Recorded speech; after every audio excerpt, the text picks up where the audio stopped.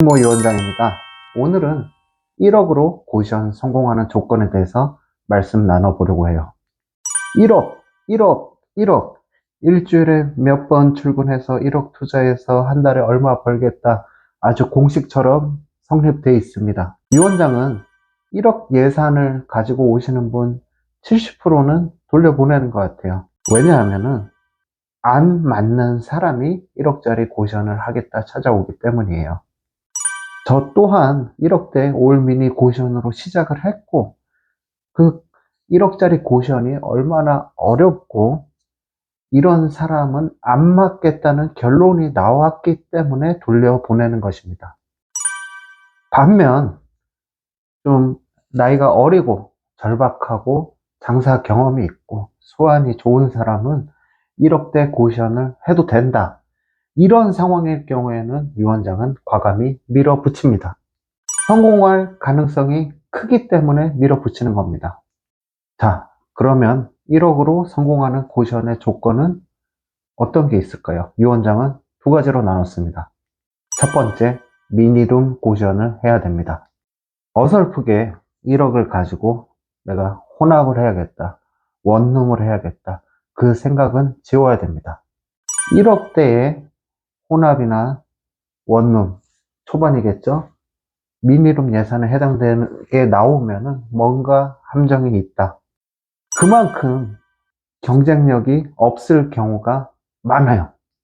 예를 들어서 시설은 멀쩡한데 월세가 비싸기 때문에 수익률이 안 나오거나 아니면 객실 사이즈가 작아서 영업하기 어렵거나.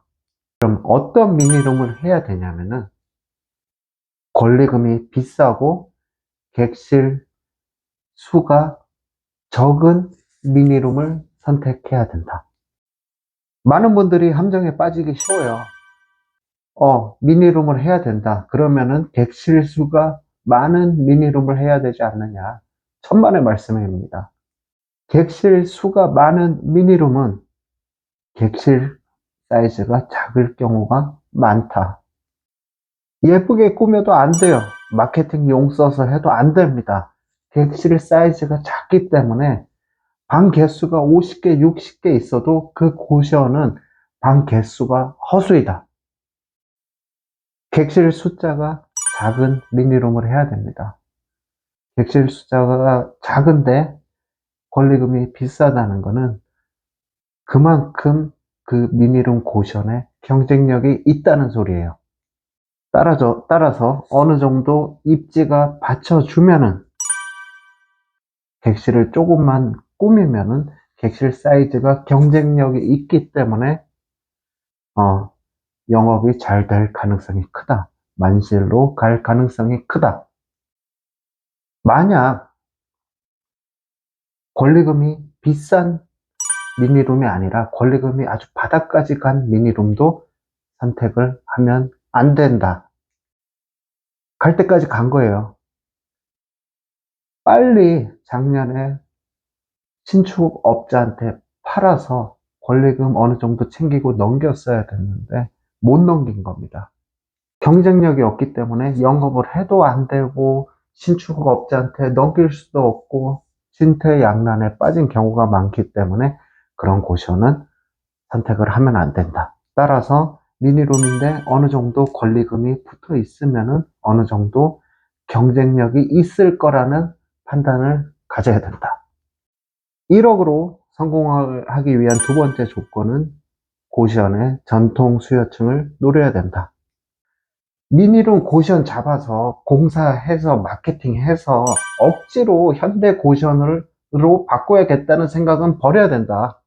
생각보다 마케팅 바꿔도 공사해도 젊은 사람들이 그 미니룸 고시원에 들어올 가능성 적어요. 제가 경험해봐서 압니다. 또한 고시원 공사에 미니룸인데 돈 많이 들면은 나중에 빠질 때 어떻게 하시려고 해요? 엑시트에 문제가 생길 수밖에 없다. 억지로 나는 이쪽에서 놀아야 되는데 이쪽에서 놀겠다는 마음은 버려야 된다.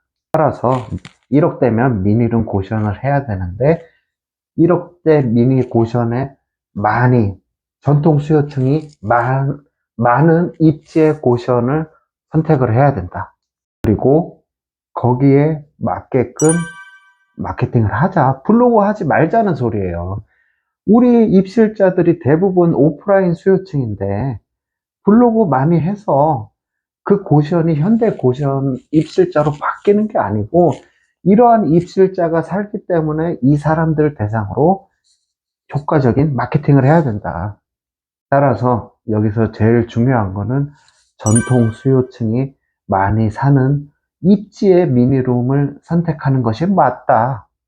단지 내 예산에 맞는다고, 우리 집 가깝다고 싼 미니룸을 원칙 없이 선택을 하면은 정말 문제가 될 수도 있다.